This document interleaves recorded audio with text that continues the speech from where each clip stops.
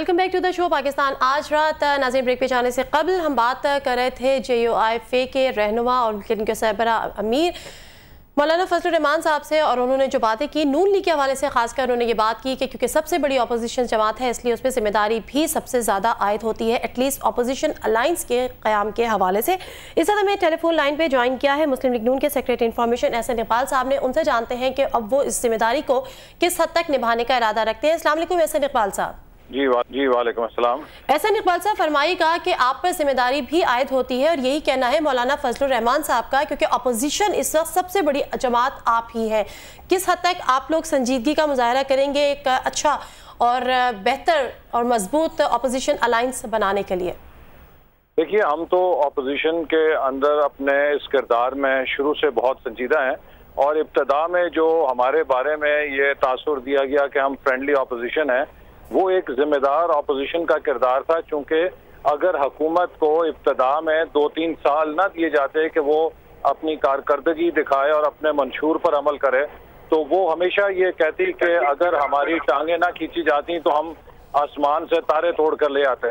लिहाजा किसी भी जमहूरी हुकूमत के लिए ज़रूरी है कि उसको मुनासिब स्पेस दी जाए कि वो अपने मंशूर पर अमल करके दिखा सके। लेकिन अब जब हमने देखा कि वो नाकाबिले इस्लाह हैं और वो उनकी पॉलिसीज जो है वो डिलीवर नहीं कर रही और मुल्क को नुकसान हो रहा है, तो हमने अपनी अपोजिशन में शिद्दत हमने पैदा की है।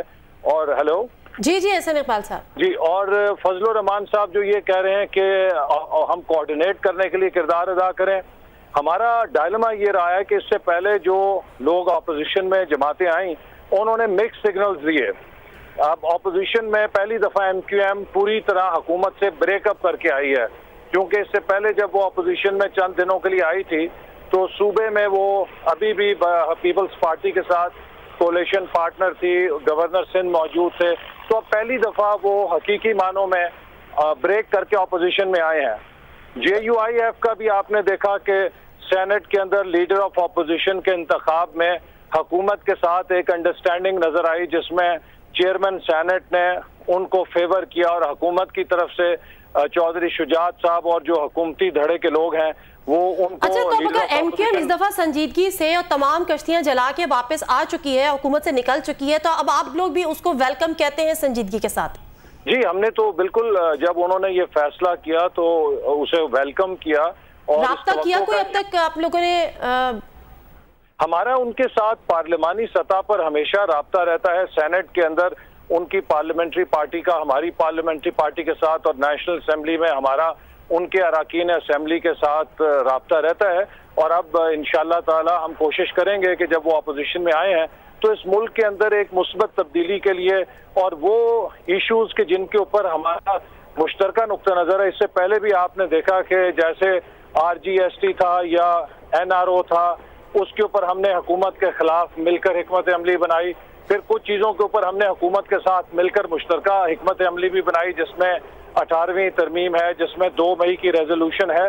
तो हम माजी में सब जमातें मिलकर मुल्क के इश्यूज के ऊपर काम करते रहे हैं, और अब मुस्लिम लीग नून अपना किरदार अदा करेगी। जो पार्टीज अपोजिशन में आई हैं, अगर हम मिलकर इस मुल्क की गवर्नेंस ठीक करने के लिए, इस मुल्क के अंदर महंगाई के खिलाफ कोई लाहेअमल बनाने के लिए, जिससे हुकूमत से ऐसे इकदाम करवाए जाएं जो कि करेक्टिव मेजर्स हों मुल्क की मईशत को बहाल करने के लिए, और इसी तरह मुल्क को बिलाखिर एक आज़ाद मुनसफाना इलेक्शन की तरफ ले जाने के लिए, जिससे साफ और शफाफ तरीके से, वैसे नहीं जो कश्मीर में हमने ड्रामा देखा है। ठीक है, ऐसा सब ये फरमाइएगा कि देखिए 2008 के इलेक्शन के बाद एक चीज तो साबित हो चुकी है कि कोई एक जमात जो है वो हुकूमत नहीं बना सकती, उनको अलायंस की जरूरत पड़ेगी, और इसी तरह कोई एक पार्टी जो है वो ऑपोजिशन का रोल भरपूर तरीके से नहीं अदा कर सकती, वहां पे भी उनको अलायंस की जरूरत पड़ेगी।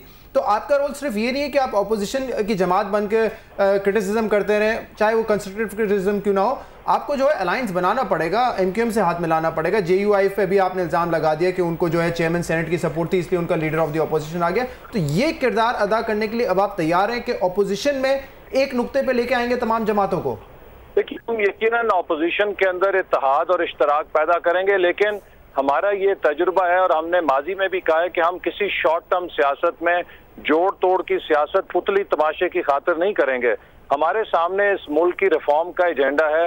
हम समझते हैं कि जो सबसे बड़ा चैलेंज पाकिस्तान को दरपेश है वो इकोनॉमिक क्राइसिस है, जबकि आप देख रहे हैं कि पूरे एशिया के अंदर ग्रोथ हो रही है, इंडिया में, बांग्लादेश में, श्रीलंका, कोरिया, मलेशिया, चाइना, और सिर्फ पाकिस्तान की इकॉनमी स्लिप कर रही है। और इस इकॉनमी के स्लिप करने की वजह से हमें बहुत से अंदरूनी खतरात, सोशल कॉन्फ्लिक्ट्स पैदा हो रहे हैं, एक्सट्रीमिज्म का मसला मजीद पेचीदा होता जा रहा है। तो इस वक्त मुल्क की इकॉनमी को रिवाइव करने के लिए, इसको बचाने के लिए और इसको ग्रोथ पाथ पे लाने के लिए एक स्टेबल हुकूमत की जरूरत है। और मैं इस बात से मुकम्मल इत्तेफाक नहीं करूंगा कि आइंदा भी मखलूत हुकूमत ही शायद हो, चूंकि हमने देखा कि जो पाकिस्तान के पेचीदा मसाइल हैं इसके लिए एक मखलूत हुकूमत कोई सोल्यूशन नहीं है। वो इतनी कॉम्प्रोमाइज होती है कि वो फैसले नहीं कर सकती जो मुल्क की मईशत को आगे ले जाने के लिए चाहिए। और मैं उम्मीद करता हूं कि अगले इलेक्शन के नतीजे में एक स्टेबल मेजॉरिटी की हुकूमत आएगी जो ब्लैकमेलिंग की सियासत से आजाद होकर। आपके ख्याल में ये मुमकिन है कि एक पार्टी जो है वो आके गवर्नमेंट संभाल ले, उनको इतना मैंडेट मिल सकता है, इतने वोट मिल सकते हैं? जी बिल्कुल, जब ये इलेक्शन कैंपेन होगी, ये इश्यूज अवाम के सामने जाएंगे और अवाम देखेंगे कि वो कौन सी लीडरशिप है जिसके पास तजुर्बा है, जिसके पास विजन है, जिसके पास ये सलाहियत है कि वो मुल्क की इस पेचीदा। लेकिन ऐसे इकबाल साहब, अभी जो हालात हैं, आपको लगता है कि कोई एक पार्टी जो कि वफाक की अलामत हो वो तमाम के तमाम चारों सूबों में क्लीन स्वीप करे? हमें तो ऐसी पोजीशन दिखाई नहीं देती अभी किसी भी पार्टी। देखिए 1997 में जब इलेक्शन हुए तो पाकिस्तान पीपल्स पार्टी को सिर्फ और सिर्फ सूबा सिंध से 17 सीटें मिली। कौन कह सकता था उस वक्त के पीपल्स पार्टी कल को 2008 में चारों सूबों के अंदर अपनी हुकूमत बनाने के लिए करीब तर पोजीशन में होगी। इसी तरह आज 2008 में मुस्लिम लीग नून की जो पोजीशन है, हमें तो उसके मुकाबले में 3 सूबों के अंदर नुमाइंदगी हासिल है।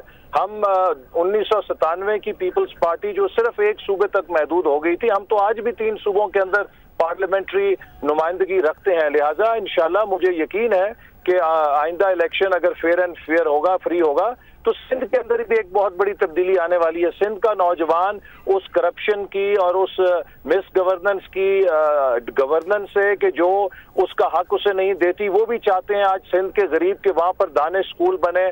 सिंध के जो ग्रेजुएट्स हैं वो भी चाहते हैं कि जिस तरह पंजाब में 35,000 एजुकेटर अपने नंबरों की ताकत पर बगैर MPMNA की सिफारिश और रिश्वत के उनकी तकर्रियां हुई हैं, सिंध में भी मेरिट के ऊपर नौजवानों को नौकरियां मिले। तो ये फरमाइएगा इंशाल्लाह तब्दीली लाएंगी। ऐसे सब ये फरमाइएगा कि MQM ने कल अलहदगी का ऐलान किया, उसके बाद से मैंने जितना मीडिया देखा है, जितने टॉक शोज देखे, उस पर बड़ा माइल्ड और एक सॉफ्ट स्टांस है MQM का। अभी भी आपने कहा कि हम वेलकम करते हैं इस फैसले को, देर आए दुरुस्त आए, ये मैक्सिमम हार्ड लाइन आप लोगों ने ली है। तो इसकी क्या वजह है? कोई पार्टी लाइन इस वक्त आपने ली हुई है? मियां नवाज शरीफ ने कोई आप लोगों को डिक्टेट किया है कि आप लोगों ने इस वक्त जो है MQM के साथ रवैया अच्छा रखना है, क्योंकि मुस्तकबिल में शायद उनके साथ अलायंस बनाने की जरूरत पड़े?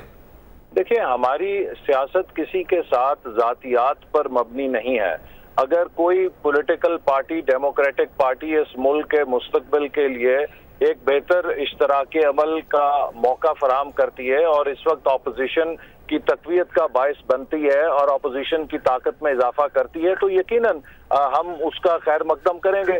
जैसे आपको मैंने कहा कि इससे पहले जब MQM दिनों के लिए ऑपोजिशन में आई तो उस वक्त जहां हम कन्विंस नहीं थे, एनालिस्ट कन्विंस नहीं थे कि क्या वो अपनी कश्तियां जलाकर आए हैं, लेकिन अब यूं मालूम होता है कि उन्होंने जो फैसला किया है वो हतमी किया है। लिहाजा हमने अपनी इस आमादगी का इजहार किया। जरूरी नहीं है कि हम किसी अलायंस में चले जाएं, हम अपनी इनफरादियत रखते हुए, अपना तशख्खुस रखते हुए ऑपोजिशन के अंदर पाकिस्तान की बेहतरी के लिए कई इश्यूज के ऊपर जैसे माजी में काम किया अब भी कर सकते हैं। साहब, वन लास्ट क्वेश्चन। मौलाना फजलुर रहमान साहब ने यह भी कहा कि हम नहीं चाहेंगे कि कोई ऐसा अलायंस बने जो कि फोर्स करे मिड टर्म इलेक्शंस को, लेकिन अगर जरूरत पड़ती है, मिड टर्म इलेक्शंस होते हैं, इलेक्शन कमीशन करवाती है मिड टर्म इलेक्शंस या हुकूमत करवाती है, तो हम उसको कबूल कर लेंगे।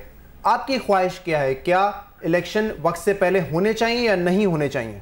देखिए, अब तो मामलात हमारी ख्वाहिश से बियॉन्ड हैं। अब तो खुद हुकूमती हलकों से ये आवाजें आना शुरू हो गई हैं कि वो 2012 में सदर ओबामा के नवंबर के जो इलेक्शन है उससे पहले इलेक्शन करवाने पर गौर कर रहे हैं ताकि कुछ उनको लीवरेज रहे अमरीकी इंतजामिया पर कि पीपल्स पार्टी की नाकामी अमेरिका के लिए सफारती नाकामी होगी। अगरचे ये चीज पता नहीं काम करेगी या नहीं करेगी, लेकिन हुकूमत के हलकों से भी अब 2012 में इंतखाबात की आवाजें निकलना शुरू हो गई हैं। लिहाजा मैं समझता हूं कि अब एक किस्म का हम इलेक्शन एयर के अंदर चले गए हैं, चाहे वो 6 महीने के अंदर हो या 1 साल के अंदर हो। बहुत बहुत शुक्रिया एहसन साहब हमसे बात करने के लिए। साहब सेक्रेटरी इन्फॉर्मेशन पाकिस्तान मुस्लिम लीग नून हमसे बात कर रहे थे और उन्होंने कहा कि पहले भी अपोजिशन का किरदार अदा किया है और आइंदा भी करेंगे और कोशिश ये भी करेंगे कि जो दूसरी पार्टीज हैं उनको किसी एक नुक्ते पर लेके आएँ और उनके साथ चले। ज़रूरी नहीं है कि अपोजिशन जमातों के साथ अलायंस बनाए जाए। नाज़रीन, प्रोग्राम के पहले हिस्से में हमने बात की थी मौलाना फजल रहमान साहब से। प्रोग्राम देखने का बहुत बहुत शुक्रिया। PAR@CNBCPakistan.com पर आप हमें फीडबैक भेज सकते हैं। फिलहाल पाकिस्तान आज रात की टीम को इजाज़त दीजिए। आपसे मुलाकात करेंगे कल। अल्लाह हाफ़िज़।